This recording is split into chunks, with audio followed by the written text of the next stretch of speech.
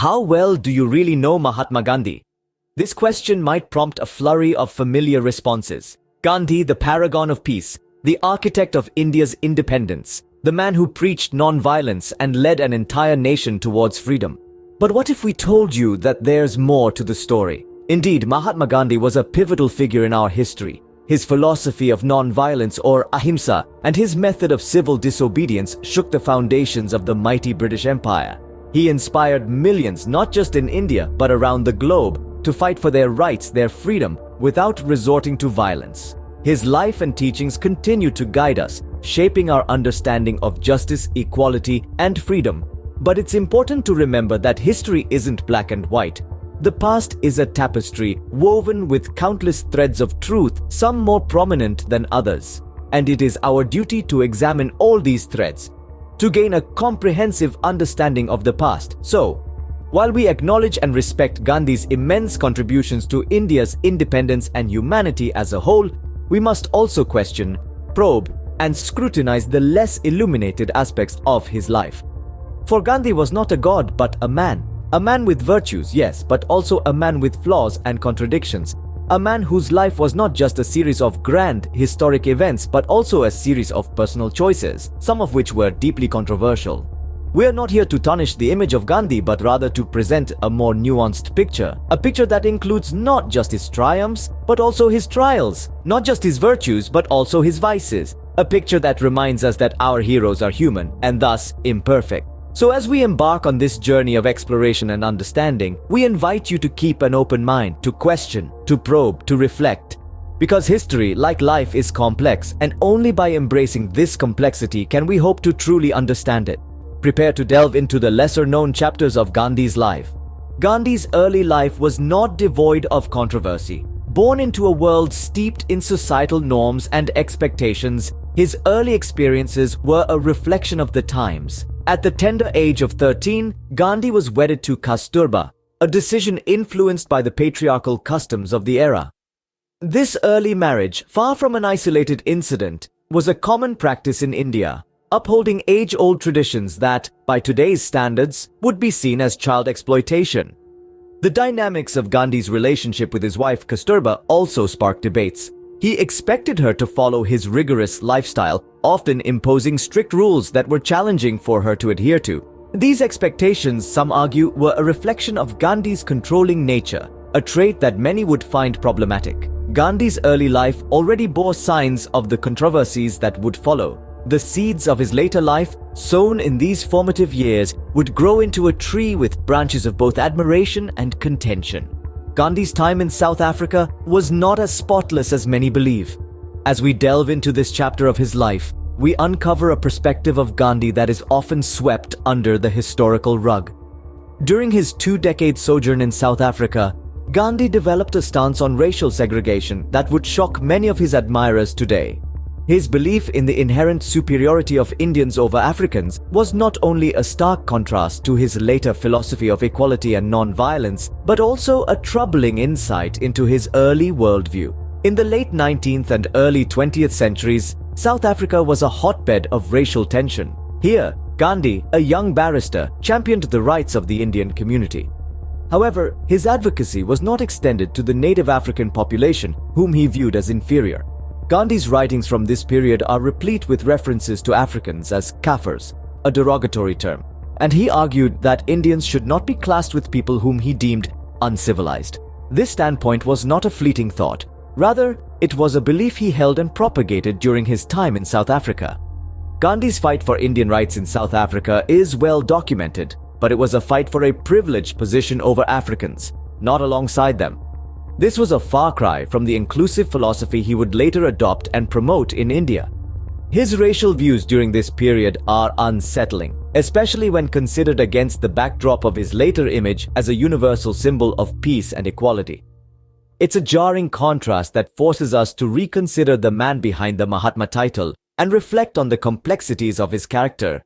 Gandhi's time in South Africa revealed a side of him often overlooked. This part of his journey serves as a reminder that historical figures, even those hailed as saints and heroes, are not immune to flaws and prejudices. Their greatness often lies in their ability to recognize, confront and overcome these shortcomings. Gandhi's personal life was riddled with eccentricities that would raise eyebrows today. One such peculiarity was his self-imposed vow of celibacy. The vow, taken when he was 36, was not a mere avoidance of sexual intercourse, but an attempt to completely suppress his sexual desires. It was a personal decision rooted in his religious beliefs and his desire for spiritual purity. But it led to practices that were, and still are, subject to intense scrutiny and criticism. Gandhi believed that celibacy, or brahmacharya as he called it, was a means to attain self-realization and closeness to God. He thought that sexual desires were a hindrance to this path, diverting energy that could otherwise be used for spiritual and social service. Yet, the way he tested his celibacy attracted controversy. Gandhi developed a peculiar method to test his resolve. He would sleep naked beside young women, including his own grandniece. He believed that if he could resist sexual impulses in such close proximity, he was truly celibate. This practice, understandably, led to widespread criticism, both during his life and after. Critics argue that it was a misuse of his power and status, and that it put the women involved in a difficult, if not exploitative, situation. Supporters, on the other hand, argue that Gandhi was open about his methods, never forced anyone to participate, and that his intentions were pure. What cannot be denied, however, is that this was a deeply personal and private aspect of Gandhi's life. It was a part of his larger quest for truth and purity, a quest that he believed was inseparable from his public work. But it also revealed a side of Gandhi that was human, fallible, and controversial. A side that, like many aspects of his life and work, invites debate and disagreement. Gandhi's pursuit of personal purity had its share of controversy. Even in the political arena, Gandhi's decisions were not always unimpeachable. The political landscape of the Indian independence movement was not a harmonious landscape of unified voices.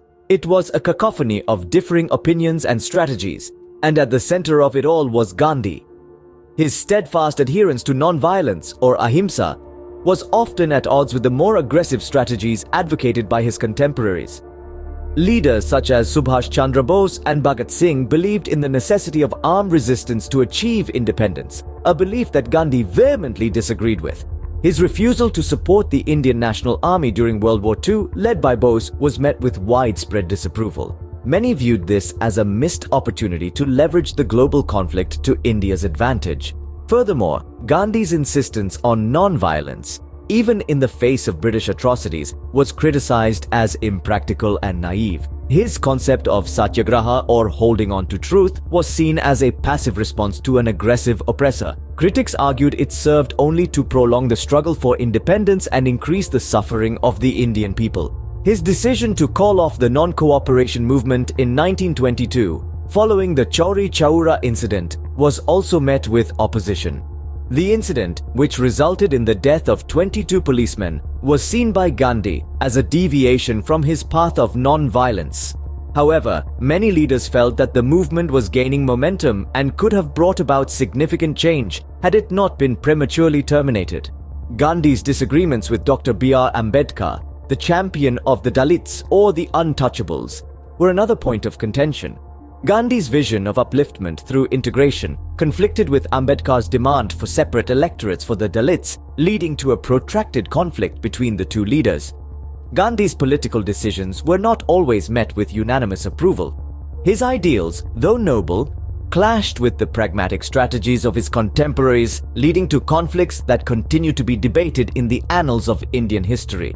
Gandhi's legacy is a complex tapestry of light and shadow. We've traversed the intricate labyrinth of his life, shedding light on the lesser-known aspects of a man often held on a pedestal. From his early life and marriage, where his treatment of his wife and children left much to be desired, to his sojourn in South Africa, where his racial biases were on display.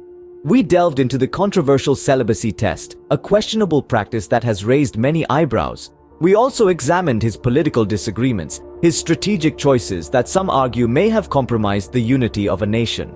It's crucial to remember that heroes are human, complete with flaws and contradictions. They are not infallible deities, but individuals navigating the complexities of life, just like the rest of us. Mahatma Gandhi, a man of peace and freedom, also had his shadows. It's these shadows that compel us to view him as a human rather than a saint.